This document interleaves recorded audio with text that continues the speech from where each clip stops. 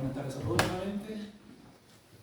Quisiera invitar en la primera parte a leer el libro de Mateo. El Evangelio de Mateo, capítulo 11. Bien sabemos que Mateo presenta al Señor como rey. Vamos a dar un contexto al pasaje. Lo presenta como rey. De hecho, si leemos en el primer capítulo de Mateo, en la genealogía del Señor, ya en el versículo 1 dice el libro de la genealogía de Jesucristo, hijo de David. Ya desde el primer versículo vemos a Mateo refiriéndose a la persona del Señor y presentándolo en el libro como el rey. Y si pudiéramos nosotros esquematizar el libro, podemos ver que en los primeros capítulos está la presentación del rey. La presentación del rey. De hecho, recordemos que cuando llegan los magos de Oriente, ellos llegan preguntando por el rey de los judíos. Luego, cuando el Señor sana, por ejemplo, a un hombre de la mano seca, le preguntan por el rey de los judíos. Y el libro, en el Evangelio en el cual mayor veces encontramos la palabra rey, ese es en el Evangelio de Mateo. Entonces Mateo, ya desde el primer versículo, presenta al Señor cual rey. De hecho, si leemos, antes de comenzar a leer el pasaje de la predicación, si leemos, por ejemplo, en el capítulo 2, y en el versículo 5, dice: ellos le dijeron en Belén de Judea, porque así está escrito por el profeta cuando le preguntan dónde había de nacer el rey de los judíos. En Belén. Y Belén ciertamente era la ciudad de David. Entonces, durante todo el texto del Evangelio de Mateo, vamos a ver de que él argumenta todo su escrito pensando en el Señor cual el rey de Israel. Mateo 11, versículo 25.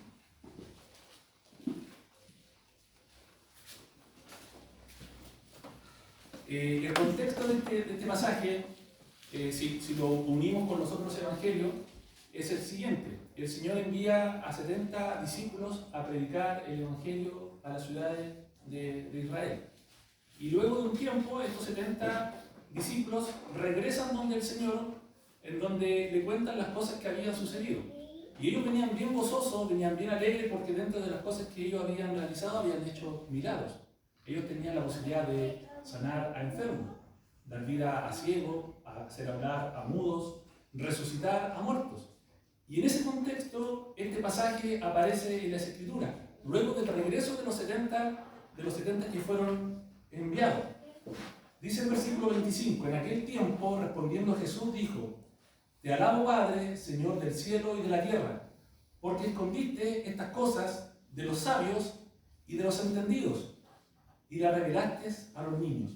¿Quiénes eran estos sabios y entendidos? Ciertamente, por el contexto, deberíamos pensar que él se está refiriendo a los fariseos, a los saduceos, a los religiosos de aquellos tiempos.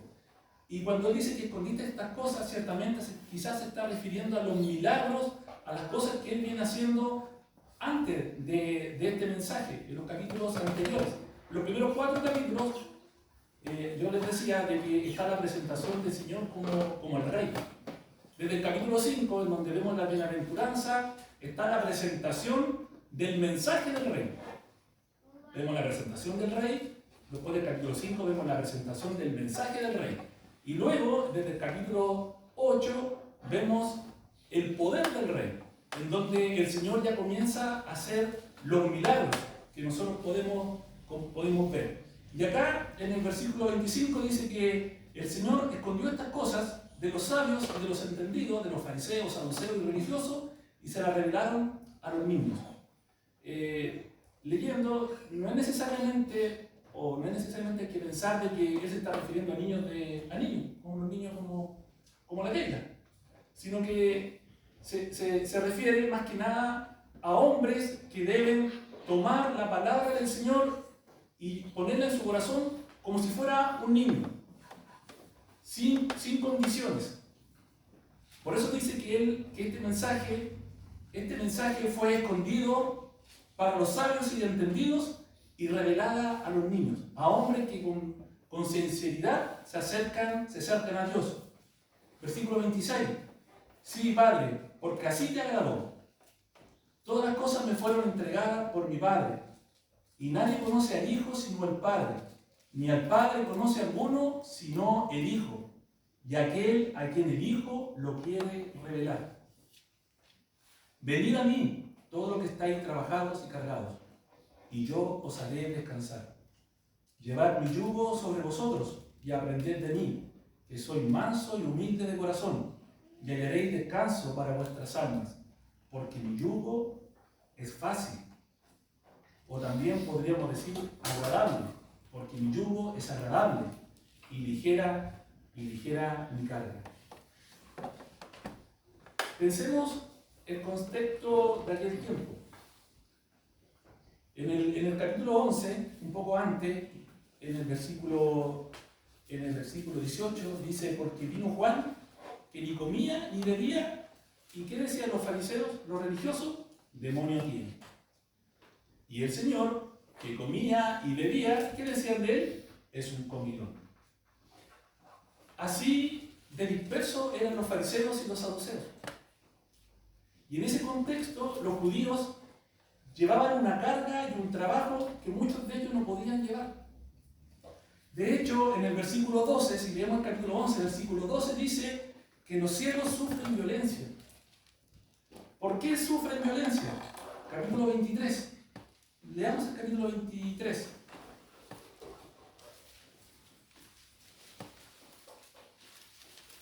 Versículo 13. Mas hay de vosotros, escribas y fariseos, hipócritas, porque cerráis el reino de los cielos delante de los hombres, pues ni entráis vosotros, ni dejáis entrar a los que están entrando. Por eso el reino de los cielos sufría violencia. Y esa era la carga de aquellos hombres en aquellos tiempos. Por eso el Señor dice, venid a mí todos los que estáis trabajados y cargados. Porque los judíos, los fariseos, los religiosos, ponían cargas que ni siquiera ellos eran capaces de llevar. Un poco después en el relato, cuando va el Señor con sus discípulos por el camino, un día de reposo, y los discípulos tienen hambre, ¿qué es lo que hacen? Se acercan y cortan espigas, ¿cierto? Y comen. ¿Y qué hacen los fariseos? Lo atacan. ¿Por qué? Porque atacaban la tradición de los ancianos. No atacaban lo que decía la Escritura, sino que la tradición de los ancianos. Cuando el Señor está en el templo y sana a un hombre de la mano seca, ¿a quién atacan? Atacan al Señor. ¿Por qué? Porque había sanado a un hombre en el día de reposo. Y el Señor le dice, ¿y acaso si se cae una oveja en un pozo no van y la rescatan? ¿Por qué? Porque ponían carga tras carga encima o sobre los hombros de los hombres. Por eso el Señor le dice, venid a mí todos los que estáis trabajados y cargados. Por ejemplo, cuando los discípulos comían, le decían, tus discípulos no se lavan las manos. Tradiciones de hombres, carga sobre los judíos. Por eso el Señor le dice, venid a mí los que estéis trabajados y cargados. ¿Y cuál es la parte del mensaje que quiero entregar hoy día? Es la segunda parte del versículo 29. Hallaréis descanso para vuestras almas. Hallaréis descanso para vuestras almas. Ciertamente podemos entender el contexto en el cual el Señor entrega el mensaje a judíos que estaban siendo obligados, exigidos a llevar una carga totalmente humana. Pero eso también nosotros lo podemos aplicar hoy día a nuestra vida. Al creyente, por ejemplo, venid a mí los que estéis cargados y trabajados. El Salmo 34, no sé si lo busque, lo voy a leer, dice, claman los justos y Jehová oye, y los libra de todas sus angustias. Ciertamente este pasaje lo podemos aplicar también a nosotros, para los creyentes. Cuando estamos trabajados, estamos cargados, debemos clamar a Jehová, que nos oye y nos libra de toda angustia. Pero también podemos aplicarlo para aquellos que aún no son del Señor. Y la verdad que pensaba mientras leía el pasaje, y ciertamente nosotros llevamos carga todos los días. ¿Cuántos de nosotros nos ha despertado en la noche y se ha puesto a pensar en los problemas que tenemos? ¿Cuántos de nosotros muchas veces estamos angustiados, estamos cansados de llevar algunas cargas que en realidad a veces no nos podemos sacar de nosotros mismos? Enfermedades, problemas en la familia, problemas en el trabajo, problemas en el colegio, en la universidad, miles de problemas. Entonces nosotros también podemos aplicar ese mensaje para nuestras vidas. Y ciertamente también hay una enseñanza y un aprendizaje en lo espiritual. Porque acá nace el tema del pecado, aquello que limita la relación del hombre con Dios. Y el mensaje es para aquellos que no son del Señor. Y principalmente, como no son del Señor, no tienen descanso de las almas, de sus almas. Y hallaréis descanso para vuestras almas. Mientras no arreglen su condición con Dios, ciertamente jamás podrán llevar un descanso de sus almas. Mientras no tengan a cuenta, o no se pongan en cuenta, o no puedan llegar a un arreglo con Dios, es imposible que puedan tener un descanso de las almas. Aquellos judíos le cargaban puras tradiciones de hombres, y para ellos era una carga y un trabajo. ¿Por qué? Porque estos fariseos no querían ellos entrar al reino de los cielos, ni tampoco querían que los hombres entraran al reino de los cielos. La palabra dice, en Isaías dice, pero vuestras iniquidades han hecho división entre vosotros y vuestro Dios, y vuestros pecados han hecho ocultar de vosotros su rostro para no oír. Estas iniquidades y este pecado que ha hecho división entre Dios y los hombres es una carga espiritual que ciertamente el hombre por sus propios méritos no puede llevar, ni tampoco la puede terminar, no la puede cancelar, no la puede pagar. Por cuanto todos pecaron y están destituidos de la gloria de Dios. El pecado ciertamente no tan solo nos aleja de Dios, sino nos separa de la gloria de Dios. Aquel que está en esta sala y no ha arreglado su condición espiritual de Dios, ciertamente jamás hallará descanso de su alma. Jamás. Jamás. ¿Por qué? Porque existe una enemistad con Dios. El pecado pone una barrera entre Dios y el hombre. Y además el pecado paga. El pecado tiene su salario. Y el salario del pecado es la muerte. El salario paga. Es un buen amo. El pecado es un buen amo. Y la persona que no es del Señor ciertamente es esclavo del pecado. Es esclavo del pecado. Y como esclavo necesita su paga, su salario. Y el pecado paga. ¿Cuál es la paga del pecado? Es la muerte. Es la muerte espiritual. Es la muerte eterna. Es la separación eterna de Dios.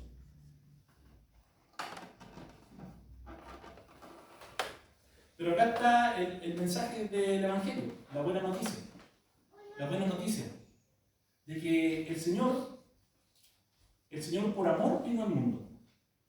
Y en su amor, el Señor obedeció hasta la muerte a su Padre. Y Él vino a obedecer y a hacer la voluntad del Padre. ¿Y la voluntad del Padre cuál era? De que Él diese su vida por los hombres en la cruz. Esa es la buena noticia.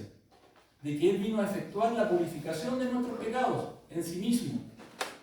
El justo muriendo por quiénes, por los injustos, por un solo motivo. El justo muriendo por los injustos por un solo motivo. ¿Cuál era? Llevarnos a Dios. Llevarnos a Dios. Pregunto nuevamente, ¿tienes descanso de tu alma? Ciertamente los creyentes pasamos por momentos difíciles, pasamos por muchos problemas. El hecho de ser creyente no nos limita el hecho de estar sufriendo. Pero nosotros tenemos algo que aquellos que no son del Señor no lo tienen, que es esperanza. Que es esperanza. Podremos sufrir, acá todos sufrimos en este mundo. Todos sufrimos en este mundo, pero tenemos algo que los inconversos no tienen, que es la esperanza. El hecho de depositar la confianza en Dios. Y Dios en algún momento nos va a responder. Podrá ser hoy día, podrá ser mañana, podrá ser el próximo año, o quizás nunca. pero vamos a saber en su presencia el por qué no nos respondió. Y vamos a dar gracias en ese momento, porque todas las cosas dependen de Él. Todas las cosas fueron entregadas en las manos del Señor. Él creó todo lo existente, el universo, todo. Y además, todas las cosas son sustentadas por Él. Todas. Y algún día nosotros vamos a saber, por la esperanza que tenemos, del porqué de muchas cosas que a nosotros nos suceden como creyentes, las vivimos, las sufrimos, pero ciertamente todas las cosas nos ayudan para bien. Pregunto nuevamente a aquellos que están en esta sala, y aún no son del Señor, ¿tienes descanso de vuestras almas? ¿Tienes descanso de tu alma? ¿Te puedes acostar tranquilo? Quizás con ningún problema de este mundo, pero te puedes acostar tranquilo y pensar de que ya estás a cuenta con Dios. Si el Señor viniese esta noche, viniera ahora, tú estás a cuenta con Dios. Tú puedes decirle que tu alma no está cansada. Venid a mí, todos los que estáis trabajados y cargados, y yo os haré descansar. Porque el Señor ya pagó ya. Él puede ofrecer eso porque el Señor ya lo pagó. El Señor, el autor de la vida, imagínense, al autor de la vida le quitaron la vida. Al autor de la vida le quitaron la vida. ¿Y para qué? Para darnos vida. Él es la luz, en Él estaba la vida. Eso es lo que dice Juan 1. A Él le quitaron la vida para darnos la vida. Y el Señor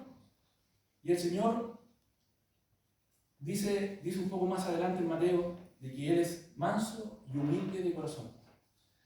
Una persona mansa no es una persona débil. El Señor fue manso y humilde. Y una persona mansa no es una persona débil, sino es aquel que puede controlar su poder. Y ciertamente el Señor, en 3 ocasiones, lo podemos leer en Mateo, Él se presenta frente a los políticos y religiosos de su época. Y en su mansedumbre, Él guardó silencio. ¿Él pudo haber dicho algo? Ciertamente que sí, pero Él era manso. Dice frente al concilio, el sumo sacerdote le dijo, ¿no responden nada? ¿Que testifican esto contra ti? Pero Jesús guardó silencio. ¿Y por qué guardó silencio? Porque era manso. Ante Pilato, ¿qué le dijo? Cuando los principales sacerdotes y los ancianos lo acusaban, no respondió nada. Pilato también le dijo, ¿no oyes cuántas cosas testifican contra ti? Pero no le respondió ni una sola palabra, de modo que el gobernador se maravillaba mucho. Pregunto, ¿por qué no respondió nada? Porque era manso. Ante Herodes esperaba ver a Jesús hacer algún milagro y le hizo muchas preguntas, pero Jesús no le respondió nada. Él es manso y humilde de corazón. Y humilde de corazón, ¿cómo lo podemos ver? Cuando se acercan a arrestarlo, ¿qué dice el Señor? ¿Qué podía llamar a Él? ¿Qué podía pedirle al Padre? Y le hubiesen dado en el mismo segundo 12 legiones de ángeles. Pero Él prefirió ser despreciado, ser humillado, guardar silencio, que lo vieran como raíz de tierra seca. Él prefirió eso, que lo vieran como raíz de tierra seca. Una raíz de tierra seca es menospreciada. ¿Quién va a pensar de que desde esa raíz podrá salir algún fruto? Nadie. Así fue el Señor. Como raíz de tierra seca. No hubo parecer en Él. Y Él prefirió ser despreciado y ser humillado. Pregunto nuevamente, a los que están en esta sala y aún no son del Señor, ¿tu alma tiene descanso? ¿Tu alma tiene descanso? A nosotros nos puedes engañar. Podrás decir que sí, podrás decir que no. Pero al Señor nadie le puede engañar. Si eres sincero contigo mismo y en la presencia del Señor y tu respuesta es no, la respuesta la tienes en el versículo 28. Venid a mí, todos los que estéis trabajados y cargados, y yo os haré descansar. Deja de confiar en tus propias fuerzas y entrégate al Señor. Confiésale a Él como Señor y Salvador. Confiesa con tu boca que Jesús es el Señor y cree con tu corazón que Dios le levantó de los muertos y serás salvo. Con el corazón se cree para justicia y con la boca se confiesa para salvación. No confíes en tu propio mérito, no confíes en tus propios méritos, no confíes en tu propia fuerza. Entrégate al Señor, porque Él te hará descansar.